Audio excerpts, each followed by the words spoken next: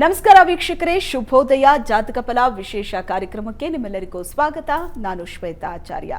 ಇವತ್ತಿನ ಜಾತಕ ಫಲದಲ್ಲಿ ಈ ದಿನದ ವಿಶೇಷತೆ 12 ರಾಶಿಗಳ ಬಗ್ಗೆ, ಅದರ ಜೊತೆಗೆ ಬಹಳಷ್ಟು ಜನ ವೀಕ್ಷಕರು ಸಂದೇಶವನ್ನ ಕಳಿಸಿದ್ದಾರೆ. ಆ ಸಂದೇಶಗಳಿಗೆ ಪರಿಹಾರ ಮಾರ್ಗವನ್ನು ಕೂಡ ಶಾಸ್ತ್ರಿಗಳು ಇವತ್ತಿನ ಕಾರ್ಯಕ್ರಮದ ಮುಖಾಂತರ ತಿಳಿಸ್ಕೊಡ್ತಾರೆ. ಮೊದಲಿಗೆ ಶಾಸ್ತ್ರಿಗಳನ್ನ ಕಾರ್ಯಕ್ರಮಕ್ಕೆ ಸ್ವಾಗತಿಸೋಣ. ನಮ್ಮ ಜೊತೆ ಇದ್ದಾರೆ ಪ್ರಾಜ್ಞರಾದ ಶ್ರೀಕಂಠ ಶಾಸ್ತ್ರಿಗಳು. ಶಾಸ್ತ್ರಿಗಳೇ ನಮಸ್ತೆ, ಕಾರ್ಯಕ್ರಮಕ್ಕೆ ಸ್ವಾಗತ. ನಮಸ್ಕಾರ ಶಾಸ್ತ್ರಿಗಳೇ, ಈ ದಿನದ ವಿಶೇಷತೆ ಏನಿದೆ? ಶ್ರೀ ಗುರುಭ್ಯೋ ನಮಃ. ಹರಿ ಓಂ.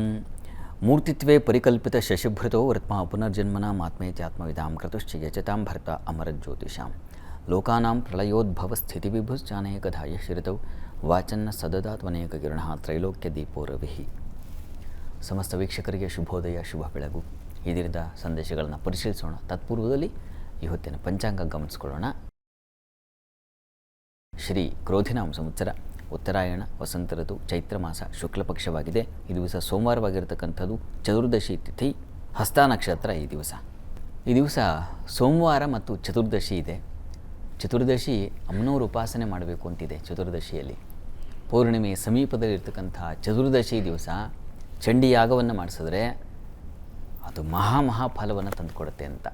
ಯಾರಿಗೆ ಗೆಲ್ಲಬೇಕು, ಯಾರಿಗೆ ಗೆಲುವಿನ ಯಾವುದಾದ್ರೂ ರಂಗದಲ್ಲಿರಲಿ, ಯಾವುದಾದ್ರೂ ವ್ಯಾಪಾರದಲ್ಲಿರಲಿ, ಯಾವುದಾದ್ರೂ ಕೋರ್ಟು ಕಚೇರಿ ಇತ್ಯಾದಿ ಏನೂ ಲಕ್ಷ ಸಮಸ್ಯೆಗಳಿರುತ್ತಲ್ಲ, ಆ ಸಮಸ್ಯೆಗಳನ್ನು ಬಿಡಿಸ್ಕೊಳ್ಬೇಕು, ನಾವು ಗೆಲ್ಲಬೇಕು, ಆ ಸಮಸ್ಯೆಯಲ್ಲಿ ನಾವು ವಿಜಯಶಾಲಿಗಳಾಗಬೇಕು ಅಂತಂದರೆ ನೋಡಿ, ಚಂಡಿಯಾಗ ಚತುರ್ದಶಿ ದಿವಸ ನವಚಂಡಿಯಾಗವನ್ನು ಏರ್ಪಾಡು ಮಾಡಿ ಶ್ರದ್ಧೆಯಿಂದ ಆ ಮಹಾತಾಯಿಯನ್ನು, ಮಹಾಲಕ್ಷ್ಮಿ, ಆ ಸರ್ವಾಸ್ಯಾದ್ಯ ಮಹಾಲಕ್ಷ್ಮಿ ತ್ರಿಗುಣ ಪರಮೇಶ್ವರಿ ಅಂತ ತ್ರಿಗುಣ ಸ್ವರೂಪಿಣಿಯಾಗಿರ್ತಕ್ಕಂತಹ ಮಹಾಲಕ್ಷ್ಮಿಯನ್ನು ಆರಾಧನೆ ಮಾಡೋದರಿಂದಾಗಿ ಅಲ್ಲಿ ಎಲ್ಲವೂ ಇದೆ.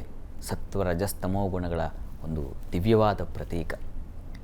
ಯಾರು ಯಾವ ಬಯಕೆಯಿಂದ ಆರಾಧನೆ ಮಾಡ್ತಾರೋ ಆ ಒಂದು ಸಿದ್ಧಿ ಆಗಿಬಿಡುತ್ತೆ ಅಂತ. ಹೀಗಾಗಿ ಯಾರಿಗೆ ಸಾಧ್ಯವೋ ಆ ಪ್ರಯತ್ನವನ್ನು ಮಾಡಿ, ಅಕಸ್ಮಾತ್ ಅಸಾಧ್ಯವಾಗದೇ ಇರತಕ್ಕಂಥವ್ರು ಅಮ್ಮನವರ ಸನ್ನಿಧಾನಕ್ಕೆ ಹೋಗಿ ಒಂದು ಅಭಿಷೇಕವನ್ನು ಮಾಡಿಸಿ, ಪಂಚಾಮೃತ ಸೇವೆಯನ್ನು ಮಾಡಿಸಿ, ಅಮ್ಮನವರು ಪ್ರಾರ್ಥನೆ, ಅಮ್ಮನವರ ಅಷ್ಟೋತ್ತರವನ್ನು ಹೇಳ್ಕೊಳ್ಳಿ, ಕೇಳಿಸ್ಕೊಳ್ಳಿ, ಸಾಕಾಗುತ್ತೆ. ಚತುರ್ದಶಿ ದಿವಸ ಅಮ್ಮನವ್ರ ಉಪಾಸನೆ, ಇದು ಸೋಮವಾರ ಬೇರೆ. ಹೀಗಾಗಿ ಪರಶಿವನಿಗೂ ಇಷ್ಟವಾಗಿಬಿಡುತ್ತೆ. ಯಾರು ಶಕ್ತಿಯನ್ನು ಆರಾಧನೆ ಮಾಡ್ತಾರೋ ಶಿವನಿಗೆ ಆಹ್ಲಾದವಾಗುತ್ತೆ. ಸಹಜ ಅಲ್ವಾ? ಹೀಗಾಗಿ ಆರಾಧನೆ ಮಾಡಿ, ಒಳ್ಳೆಯದಾಗಲಿ.